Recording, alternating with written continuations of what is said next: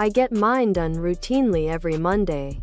Pretty simple actually. Accepting Monday to be laundry day helps me be call me grandpa because partner in crime sound like shirt. It's crazy.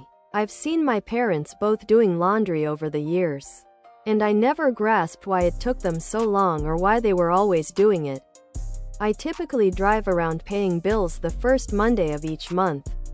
Call me grandpa because partner in crime sound like shirt, tank top, V-neck, sweatshirt and hoodie, V-neck, tank top. Call me grandpa because partner in crime sound like shirt, hoodie, sweatshirt.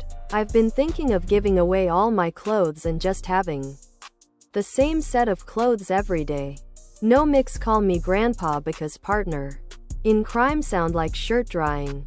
Simplifying it all. I figure people would get over always seeing me in the same outfit like a cartoon character. I just remembered that I had to do the laundry after reading this.